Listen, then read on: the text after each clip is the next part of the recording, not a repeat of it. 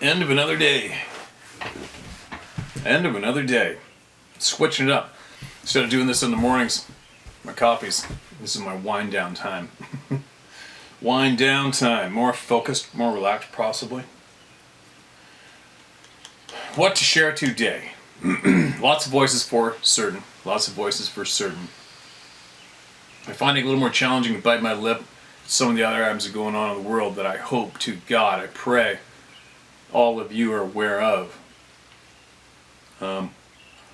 It's funny. Remember, I received one of these things. So the company that sent me this is how bad we're getting censored, right? They're censoring us on this platform. These guys are. So I think of that. Let me backpedal a little bit. Years ago, you can't even talk about the WAR. You can't. They're censoring you if you speak out publicly about the current WAR. A handful of months ago, I posted up a picture on social media. There's a photograph of what the German citizens did to the German media controllers after World WAR 2. And they had them all hanging from their necks in public in the street because of what they did to the people of Germany, what they did to that country, what they caused the world. And it should have been apparent to the whole world then what the media controllers, what they actually affect, they actually have on all of us. Right? Anyways, I posted up a picture of that on social media, and they immediately took it down. They did not want history to be shown publicly. You can Google that up anytime you want, though, but they wouldn't let me put it on social media. Weird, right? And I know one thing. I follow global events very intimately, to the point even at bedtime when it's time to go to sleep. I put in my earbud, and then I'll go to one of the small handful of podcasts that I trust, and I'll listen to them. That's when I listen. And sometimes when I'm working during the day, I listen as well. So I'm on it, and I've dug deep. I have done all of my due diligence, on every topic I'm curious about. I do my own due diligence. Nobody tells me what to think. Nobody tells me who my enemies are. Period. Ever. And one thing I can share that I would like to share that I hope everybody would look into for themselves, because it's very vital right now, is the fact that the Western governments are and have been consistently since the very beginning of the WAR, they are doing everything they can to thwart or stop any talks of peace. That's going on today. They're obviously covering up what they really are doing with all of the dog shit they feed the public through the media to keep all of us divided and fighting. If you look at the lunacy of the various items they are successful using to keep all of us divided and all of us bickering and all of us focused on other things and voicing our displeasure about this and this and that, when this and this and that is an absolute waste of time and basically is embarrassing today to even partake in that conversation of those topics. It's embarrassing if you fall into it, right? But it effectively keeps you preoccupied, keeps you looking at what's important, what should be important to you, every one of us, and it keeps us all divided, it keeps us weak, and then it keeps us easily manipulated by companies such as the one that I just threw that useless plaque on the floor in the garbage pile. So, what am I trying to say? I just hope that you all do your own due diligence when it comes to WAR, what really, truly is the source, all the details, look into all the roots, all the sources yourself, and see the truth. And then realize that the path we're all going down right now, the very evil bastards and the evil bastards that control the media are taking us down a very, very alarming, disgusting, dark road that leads to nowhere. And it needs to be stopped. I find it hard, obviously. I find it hard to keep my mouth shut when it comes to what I feel are important topics. I feel it's absolutely important to get my fellow human beings' voices heard when it comes to the topics that we cover mostly here. Nobody's going to stop me. Period. Because it's truth. I know 100% fact it is truth. And there is a huge effort to keep that truth suppressed, and I'm fighting it. I'm fighting that effort every single day. Up your ass, here I am. I'm here to fight, and I'm bringing an army with me, and that army is growing, and it is, right? It's pretty cool, you gotta admit. This frickin' army that's grown here without trying, without marketing, without asking to subscribe or hit whatever, ring bells and all this other bullshit. The army of intelligent, free-thinking human beings that are here is substantial. So before I start sharing voices, what I'm begging you to do is to look into the true causes of the WAR, the true ones. And please look into who is promoting WAR, who wants WAR to escalate, and please, God, please, see where that road is going to lead all of us. It's not fair, it's brutal. The people who are in control of the companies, such as the one that I held up, I'll bite my lip, but I'll tell you what, that photo from World War II, there we go. That photo, what they did to the media is not far off what should be going down pretty soon. Yeah, better bite my lip. Anyways, you guys, PEACE needs to be promoted probably more than anything right now. Probably more than anything. It's very important. The promoters of WAR, the companies that suppress our speech on WAR, should all be in jail with the key thrown away. And we really need to stop the WAR. We need to stop it at all costs. People need to rise together, stand up, and stop it and end it. It's very, very, very important. And please, if you have been in the past, don't jump on bandwagons that are hauled along by the media. Don't jump on those bandwagons. Don't do it. You have to try to. You just have to try to block what the mainstream supports in North America. It's true. I don't know if that even made sense to you guys. I hope it made sense. The fact is, all and anyone who controls the media is our enemy today. 110% in your face. Possibly one of the worst enemies we could ever have is right now, right here around us, and they've got to be stopped. Alright? Please look into everything yourself. And once you do, share your knowledge with everybody that'll listen. And please, everybody, act as one tight, loving group, support each other, and put an end to this horse shit. Because it's absolutely brutal. And the route it's going right now, it's going to get worse. And if it gets much worse, it's basically going to hamper everything that you love immediately. Alright? Hope it made sense. Please do your own due diligence in everything and anything today, and do not jump on bandwagons, and do not let a stranger tell you who your enemy is. Okay? Never. No matter what. Now, this is titled Sasquatch in Lake Clark, Alaska. This is a new email. And it came in, it was funny. There's a different way to email it, but I got about 6 or 7 different emails with paragraphs in each one. But I managed to get it all saved in one place, so here we go. Hello, and I hope this short letter finds you in good health, sir. In good health, sir is titled... Oh, it is from Privacy Appreciated. So that tells me to omit any names, but they left a name, but I'll keep it out anyway. Sorry. Hello, and I hope this short letter finds you in good health, sir. My name is blank blank, and I was born on a beach in Lake Clark, Alaska. Said not very many people, as opposed to how many people could say they got conceived on the side of Lake Clark, Alaska, right? That is where this event took place in the early 80s. I would have been approximately 4 to 6 years old. My mother is Athabascan, and my father was Irish. Log cabin in the woods built by their own hands. We were raised and homeschooled. Excuse me. Having little contact with the outside world in those days also included no knowledge of the Bigfoot phenomenon. Excuse me, we had few visitors in those days.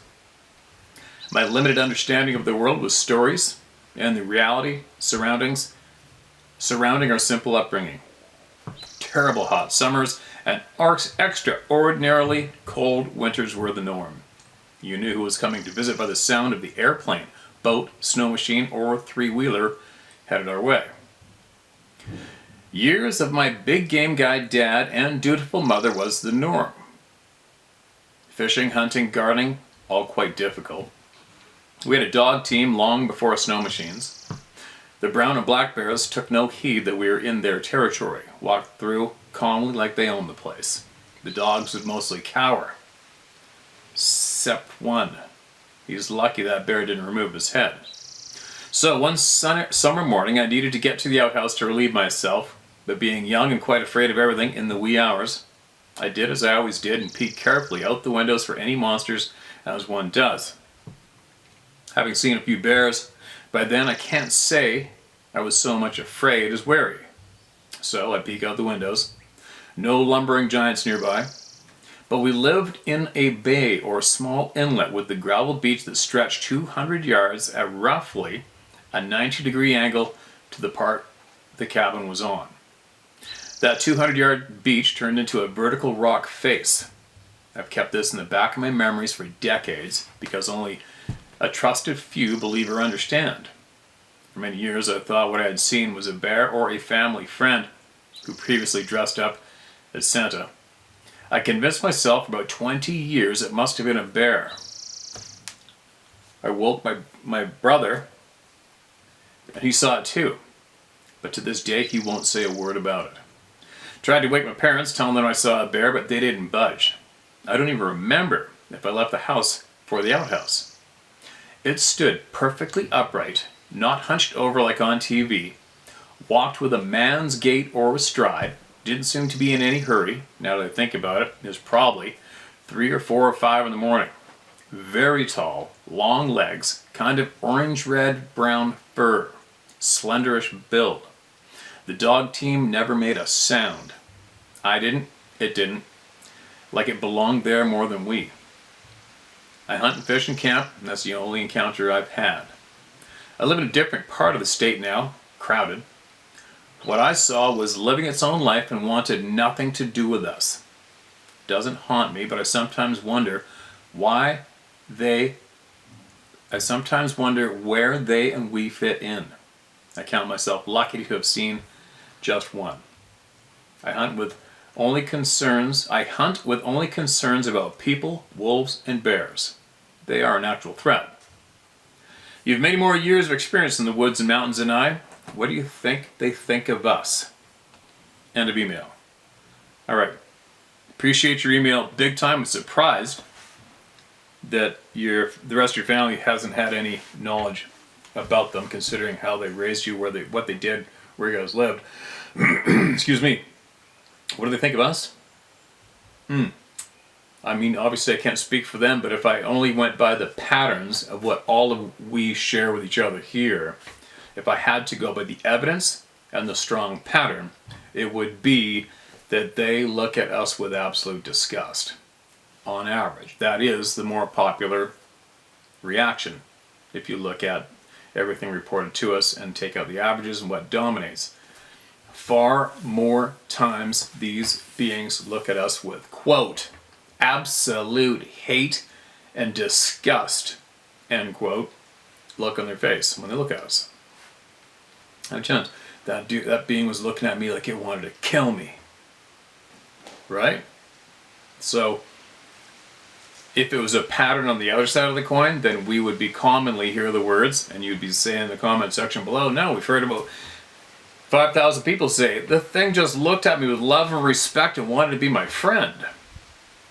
Said maybe about 2 out of 10,000, or 3 or 4 out of 10,000, right?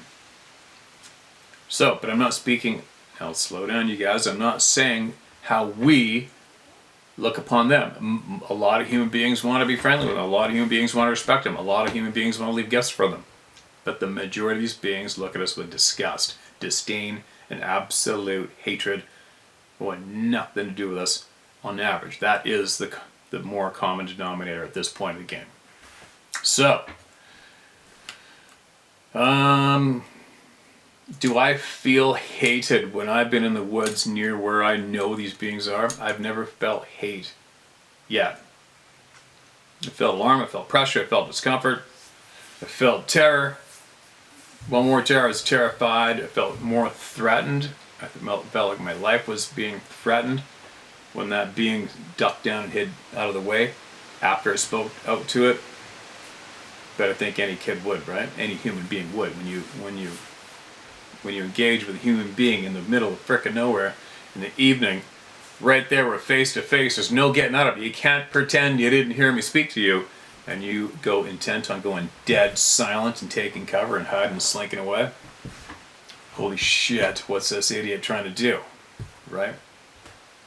But I didn't feel hatred, and I believe my own feeling of terror was self-induced from my reaction to that scenario going down. So I do not believe that being imposed the feeling of terror on me. It was the situation, and me watching a human at the time, I thought, was absolutely what I was. I mean, I was vulnerable. I felt like I was vulnerable. If a human being was trying to ambush me, they were doing it perfectly and waiting for me to just get below them, and then I busted them before the big moment. That's what was going down in my head. That's what it looked like to me. And that's what made me shitting myself and a teenager. And I was bow and arrows by myself, and I still had, I don't know, half an hour, 45 minutes to get on foot yet. So I'm babbling a little bit, aren't I? Yeah, there you go. I think everybody's picking up what I'm putting down. So there you go. I'm glad you're here with us. I'm glad you shared. And you should, hopefully, have some courage to ask openly in your community about these beings where you are right now. I'll guarantee you, you're going to get replies. And when you do, and if you think they're worthy, get them to us. Okay? Appreciate you. All right. Who's next? This is titled North Georgia Mountains. Steve, thanks for all you do to help people cope with being in the club. My experience had faded from my memory and might have been due to a defensive mind block. It resurfaced after listening to an email you read. I was trout fishing on the upper reaches of Dix Creek, north of Dahlonega. Oh, when you pronounce it, Dahlonega, Georgia. North of Dahlonega, Georgia. I love parking near the primitive campsites and walking to the creek to the base of a secluded waterfall where fish stacked up and were easy pickings. Even though I'd seen bears and bear sign on many occasions, I was alone this day and didn't fear the bears unless it was a sow with cubs. It was hard to hear wood sounds below the falls over the sound of the falling waters, so I kept my head in a swivel. I decided to get out of the creek to take a break and eat a sandwich. But something felt off. Then I heard something that sounded like a big animal, or a rock sliding, or a tumbling down the steep embankment on the other side. It's pretty heavily wooded with a little undergrowth, so visibility was not bad. I could see no movement, but I clearly heard limbs crashing that would slow for a second, then pick up again. It sounded like something was trying to control its descent, but rumbled like a boulder rolling. There are many huge boulders in the area, and I have seen rock slides that would block the rutted dirt road that was several hundred feet above the creek. If there was any traffic on that road, the cars or trucks had to go slow, and you could hear the engines. This was no vehicle dislodging loose rocks. A few seconds after this sliding stopped, I listened for several seconds. Then I heard something move up the hill, headed towards the top of the falls, and since there are no trails there, it was very noisy. I could still see no movement. Like I said, bears are common in the area but seldom make much noise walking in the woods unless they are running or climbing a tree. The pace of this thing didn't sound like a run. I didn't notice if it sounded like 2 or 4 legs because I was surprised at the amount of noise it made. As I was trying to figure all this out, I got goosebumps and my senses told me to leave. Not wanting to make any sudden moves, I slowly surveyed my surroundings and quietly slipped into the shallow creek, hoping the riffles would mask my walking. After I got to my truck, I started shaking and couldn't control my hands to start the motor. I eventually calmed down enough to make my escape back down the road a couple of times to the parking area at the lower falls and the old ranger's house. There's always been people in this area because it's a popular fishing and swimming hole. And I felt safer than I did alone in the creek. I just sat there a few more minutes going over what I had just heard. It never occurred to me that it could have been a sabe until years later when I remembered that there were several times while fishing out of the creeks that I would get uneasy feelings and decide to leave before I wanted to. I'm wondering if others have had similar things happen in or around Dick's Creek and these mountains. Please use my last name. My family will think I've completely lost it. Thanks, Rick. Okay, Rick, excuse me. Okay, scan the comment section below in a day or so, Rick. And if somebody's from there is picking up what you're putting down in the same zone, they're going to comment. They're going to do it. So watch. Watch them, all right? What else do we got? Who else do we got? All right. A night I will never forget in Australia. Hi Steve, been watching your videos a while now. Enjoy hearing the truth come out daily. Enjoy your videos and the work you put in to get everybody's stories heard. My name is Chris O from Victoria, Australia. I'm 6th generation Australian. I've never heard of a story like this before from any family member or friends ever. I'm an avid hiker and camper, 4x4 explorer, and feel most at home in the bush and the mountains, with my boys practicing bushcraft and survival. It's the best form of therapy. I have a deep respect for nature and believe we are not being told and taught what is really out there. No, we're not. My story goes back to the year 1998, when I was 18 at the time, and I'm 42 now.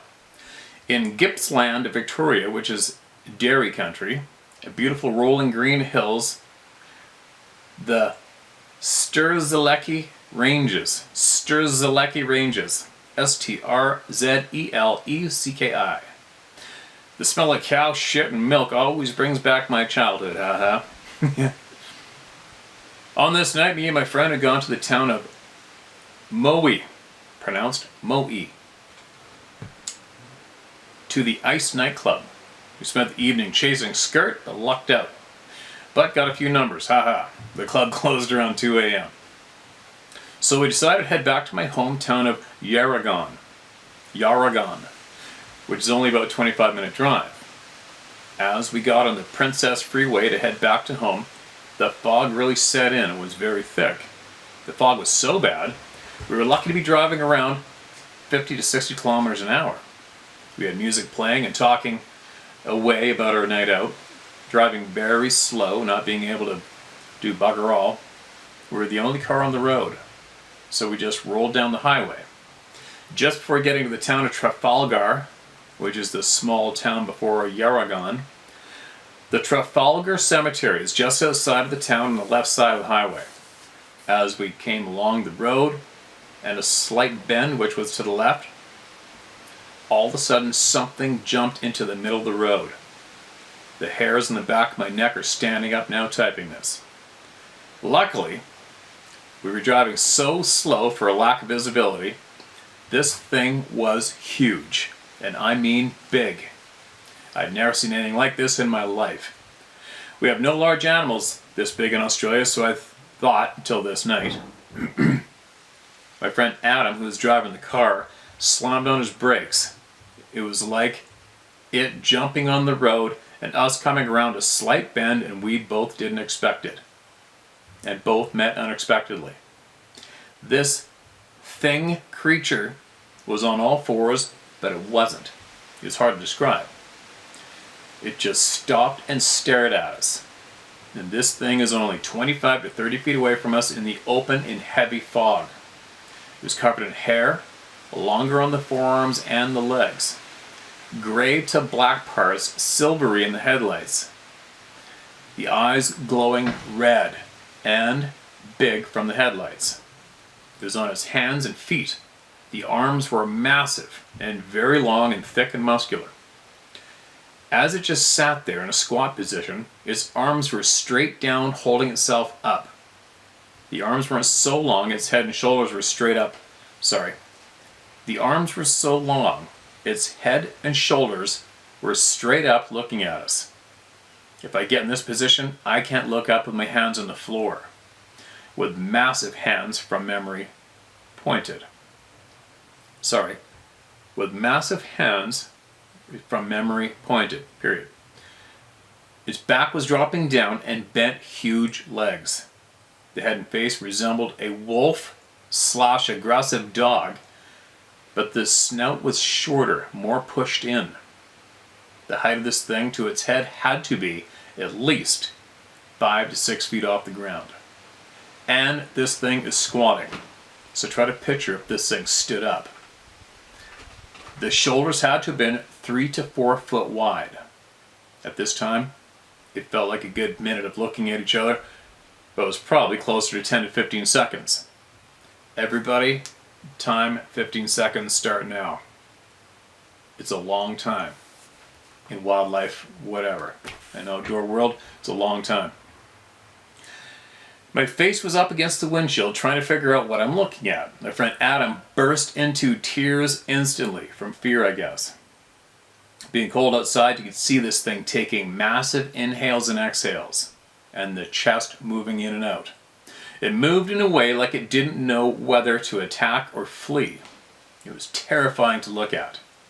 All of a sudden, its body shifted to its left, and the amount of power it generated to leap itself off was the most impressive thing I have ever seen. For such a massive animal to spring itself off and bang, it was gone in one bound. This is on a 3-lane highway. It was in the middle.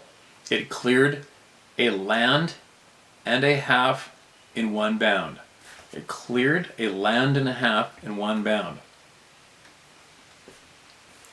When it loaded itself to go, I can see plain as day till now the amount of muscles that was very defined even through its hair. The amount of force and size is what really is embedded in my memory. Like seeing a lion in slow motion pouncing from a standstill, but extremely fast, if that makes sense. As it pounced away is when I really saw how big and how long this thing was with legs extended. It had pointed ties, must have been pointed toes. It had pointed toes.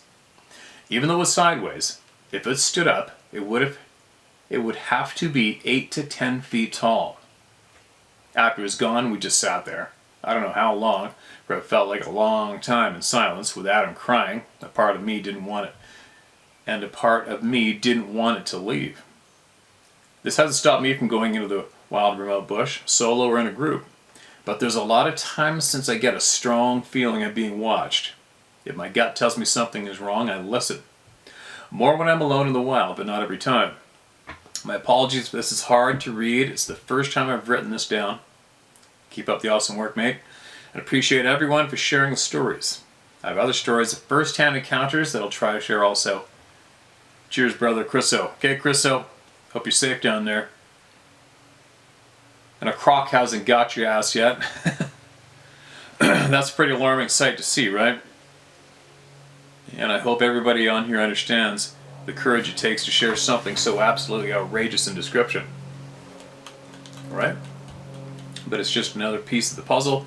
Adds to the strong pattern of that description that we've all heard how many times? How many times from all over the world? And to think that people actually think that I have the power to make all of these people around the world make up a bullshit story and email it to me. Could you imagine if I had that kind of power? Yeah.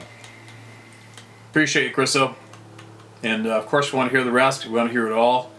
And hopefully you can somewhat throw down some kind of detail aware so you can help your fellow people down there. Alright? And keep them coming, man. What a thing to witness, right? It's that elongated snout part that throws me off. It's like, huh? What the hell was that? Right? People are going to say dog, man. But we didn't get the full on. The thing had a dog's head. He didn't say that. He had a wolf, he had a head just like a wolf with pointed ears. Didn't say that either. But how many people have? Right? So that's probably why that part gets me. It's like, huh? Weird. And alarming. Weird and alarming. It seems to be the theme. Let's get somebody else heard. Alright, here's another one. Mark this as red. Some of these are recent, some of them aren't. They ran her from her home. Steve, I wrote in a while back about an elderly woman that had her mobile home knocked off of its foundation. I saw her yesterday and asked her if she still had peace. Excuse me, just had dinner, right? Moose roast. I saw her yesterday and asked her if she still had peace from these beings. She told me that they had gotten so bad that she had to move. Funny thing, she had a friend with her that didn't know that I was talking about Sasquatch, and she asked my friend, whom we will call CC, does he mean the demons? She told her yes, the big hairy ones that had ran her off of her property.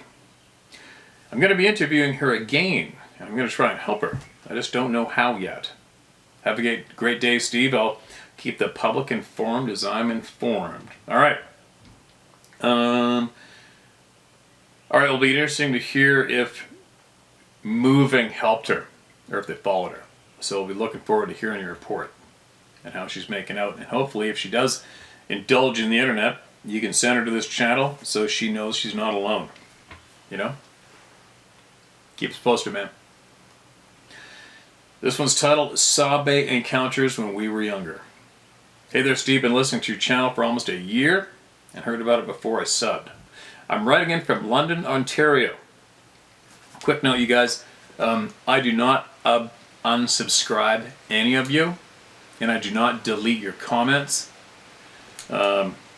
It's the media guys, for whatever reason. So whatever words you may put in your comments, I don't know. I haven't a clue.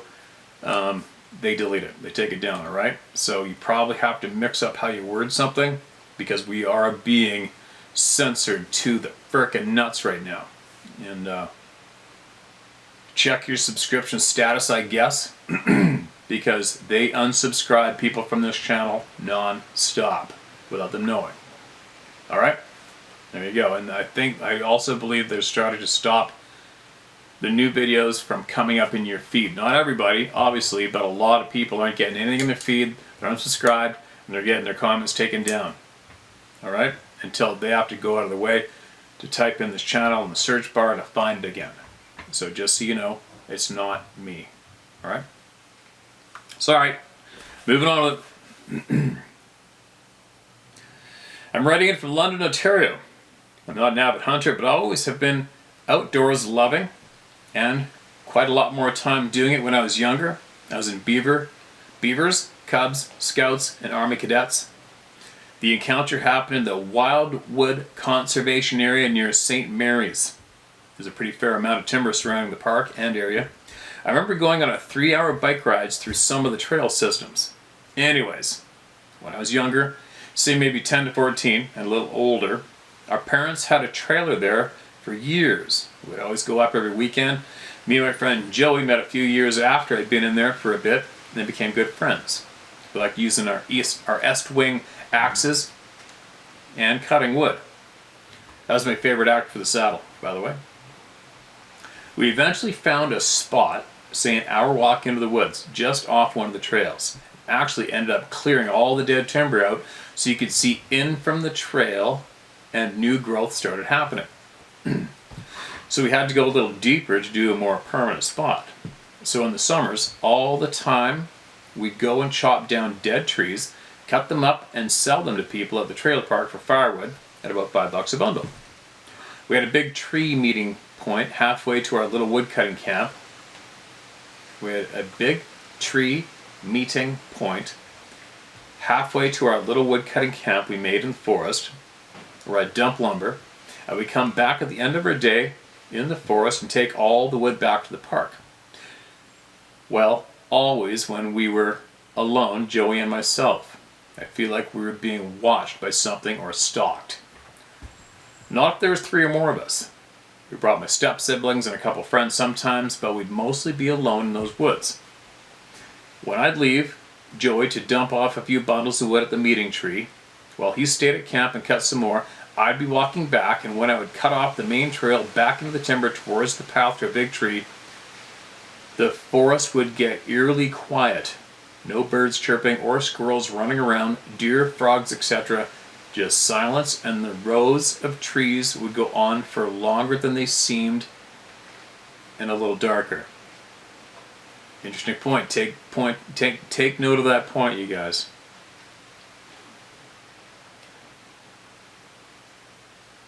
Just silence and the rows of trees would go on for longer than they seemed and a little darker. Okay? The whole time alone in the rows of trees, I felt scared, like being watched and followed, made my hair stand up.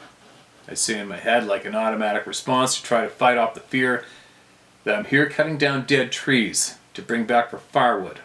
And then suddenly I'd come out of the rows of trees to my big meeting tree, hear the birds and animals again, dumped the firewood off and went back.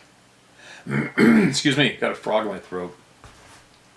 And come to think of it, when we cut down some of the taller trees and yelled timber, a few minutes later we could hear a tree falling or smashing / knocking sound of wood somewhere deeper in the woods, maybe 300 meters from our spot. We had a little fireplace, latrines, wood stacking spot, etc. made in our camp. There's also what looked to be a worn-in animal trail that led through our spot to deeper places.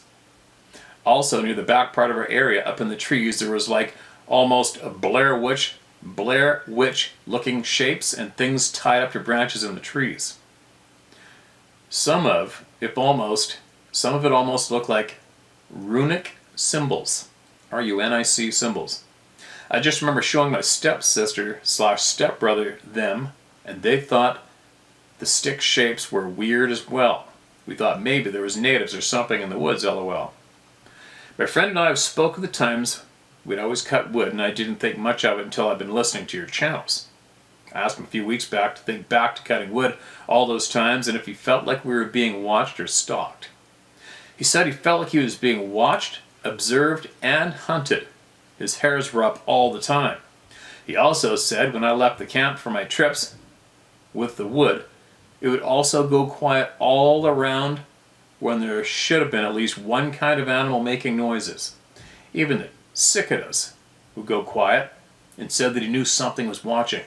He never could get a good look. It would just be a tree moving in the distance and kind of creepy. He said whatever it was felt old, like it's been there a while, and ancient, and they don't like being seen but don't mind being felt. I guess he meant their presence. He said as soon as we passed that big meeting tree to go back towards the trailer park, we left his territory and could breathe again. And I agree, I felt a little more easy as well. It must have been the Sabe watching us. They're probably wondering what two kids were doing cutting shit down in the deep woods alone. Joey said he went back last summer because his mom still has her trailer there, and he went back into the woods to the big old tree, had a smoke, and turned around. I haven't been in there in over 10 years. I'd like to go back with my friend to the tree and then further and try to find our old camp and the weird stick-shaped things in the trees. I still remember the path in mind. I had a lot of great times at the park, but also the weird and creepy times when we were in that one section of the forest. That's all for now. If I go back this summer, I'll let you know if anything is out there still. If they're all over the world and lots out west, there's got to be a lot in Ontario as well. I've been all over Eastern Canada, Nova Scotia, New Brunswick, Quebec, etc. Not Western Canada yet, and had encounters with some bears, coyotes, etc. And never felt what I felt when we were kids in the forest there. You can use my name if you like, Calvin. Thanks for all you do for the community, Steve. All the stories you share, the videos of wildlife, and your own animals is always entertaining as well.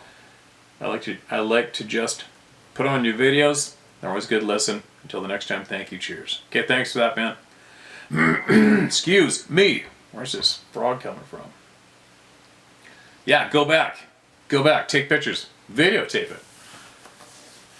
Videotape it. Take pictures. You probably know by now, if you're watching the channel, you know by now there's a shit pile going on in Ontario, and that's where, why did I forget his name? I'll forget close friends of mine, names just me. Mike Patterson, Sasquatch, Ontario. There you go. There's Ontario, and he's got a lot to share. Gonna look him up. See what he's got. He's got a lot. And if the stick things are still in the trees, take pictures and send them to us. I'm curious to see what it looks like. What you're seeing. All right. One more. It's like when I go fishing. We go fishing. I was like, hey, just one more cast. One more cast means 20. we're on the boat. I go to Sarah. I go, okay, one more pass, and I'll turn around and I'll do about back and forth about 5 more times, right? One more email. Here we go. I was literally 2 feet from the saw bay. Hi, Steve. Rachel here from Northwest England, UK. My encounter is short, but like so many others, it's time to talk about it openly. Before I do, I just want to say that your channel has saved me. I know that I'm not going crazy. I did see a saw bay. I did. I've been listening for well over 5 years. Holy shit, I've been here that long doing this? No. I can't thank you enough for bringing us all that you do and for sharing the encounters of so many people. Everyone who tells about their experiences has been through something that we should be told about. And like you, my puzzle pieces are coming together more and more. Anyway, this all happened 22 years ago when I was living in Anchorage, Alaska. I love Alaska. Been to Anchorage a bunch of times. My ex-partner's family owned a hunting cabin about an hour's drive north of the city. We decided to stay there for a week so we could have some time out from the world. It was February, very cold, with short daylight hours. To get to the cabin, we had to leave the car and travel by skidoo for several miles, including across a frozen lake. So, the cabin was very isolated. The first few days were amazing. We were totally relaxed and enjoying all the great outdoors could offer. For this English girl, it was an experience of a lifetime. Just incredible. Then one night, everything changed.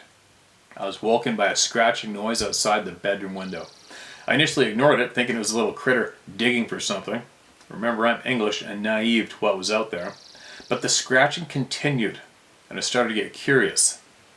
My ex remained asleep despite it being fairly loud. So I got out of bed and pulled back the curtain. The fire glow in the room was just enough for me to see a face staring back at me. My first thought was, why is there a man outside in the cold? Why hasn't he knocked on the door? Then this man started to tap on the window with his finger. I realized then what the scratching was. He then disappeared. There are no words to describe it, Steve. He disappeared. He didn't walk away. He simply vanished. To me, his face was like a Neanderthal. I don't remember exact details, but it was all over in seconds. His face was huge. His skin was dark.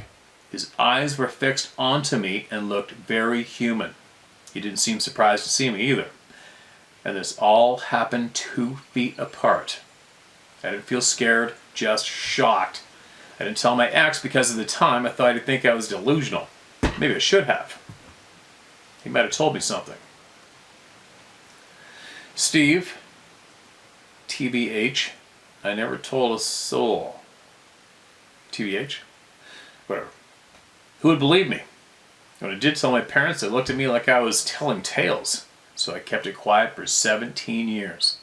Then about 5 years ago, I decided to investigate what I saw, and as you know, once you open that door, the rabbit hole gets deeper and deeper.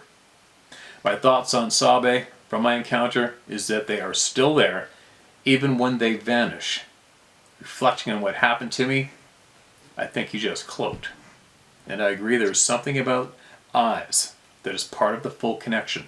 His eyes had a soul, an intelligence to them. Thanks for listening, Steve, and thanks again for being the wonderful human being you are. I'd follow you into battle without hesitation, Rachel. All right, let's go. Rachel, let's go get him. Appreciate those kind words, Rachel. I'm glad you found the channel, and I'm glad you looked into it. Super glad. Alaska. And you're definitely not the only one to say they, quote, disappeared, end quote, right? It's a pattern. It's a pattern you can't ignore because there's too many witnesses. Too many good, honest people who didn't ask for this shit witnesses, right?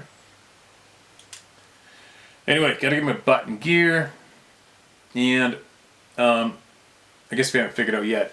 Excuse me, each time I ran the drone last weekend, I ran the drone and videotaped areas that were significant to what we talk about here. So, in this drone clip, on the right where I parked and sent it up, is if I could nickname it, this side of the valley, traveling east to west, I would probably nickname this side of this valley the highway, for obvious reasons. Now, down below in the bottom of the valley, the bottom of the left slope, bottom of the screen probably, I'm not looking at it right now while I'm narrating, is there is a non-native community there of houses which make up a community called Owl Ridge. A good close friend of mine used to live in Owl Ridge. I've got a few people in Owl Ridge who told me experiences. And farther out in the view is what they used to slang term called the news site, which was the other part of Mount Currie First Nations community, where these experiences have gone on since time began. Now, the significance of this drone clip I'm showing you is on the left side at the top there is mountain goats. Now, my friend's neighbor, I shared this story before, but I'll share it now because here's a video. They said, excuse me, a mountain goat burst into their front yard, stood in the front yard on the lawn, broad daylight, panting like it just did the 5-mile sprint panic run. And they said something large and dark was in the timber behind the house but wouldn't come out of the timber, but stayed there quite a while. What do you think that was? And furthermore, look at how far that goat had to go to get to the front yard of that house from those cliffs. That's a long ways. And the surprising part for me is, how did it not catch the goat? Do you know what I mean? I mean, that goat was down out of those cliffs and running through timber for a long ways before it ended up in that front yard. Because you typically will not find mountain goats down there. Probably could be possibly the only time it's ever happened. I don't know. But that's a significant part of that. And another friend of mine, a contractor, built and lived in a house right there in that community in the bottom. And he came home one time to a bear in his house, in the garage, shredded the place, grabbed his gun, shot it, ran out of the garage, and he lived on the bank in his backyard. The bank went straight down through the timber to the edge of the Birkenhead River. And he watched the bear bail over the bank, flashlight up. There's the bear wedged in the high side of a great big fir tree, dead. Absolutely dead. He went down to it, was dead. It's late at night, he's going to go to bed, do it in the morning. Got up in the morning, something picked it up and carried it away. Gone. Right there. Not surprising to me when you know what's going on around there. But anyway, there you go. I thought I'd share that. And the amount of sightings as far as you can see towards the lake. And the lake is where I made the video last weekend. On the left side, same side I'm droning. This is basically what I call the Sasquatch Highway. And not meaning a road, I mean the routes they take traveling east to west along this side, and from right where the drone recording is all the way down to Harrison and beyond, right? So there you go. That's why I took this clip. But anyway, this should suffice for now. Share my story at howtohunt.com, and please, if you would, spend a little time look into the true honest facts about the current WAR, and if you can, it's about time we start a large movement to create PEACE at all costs.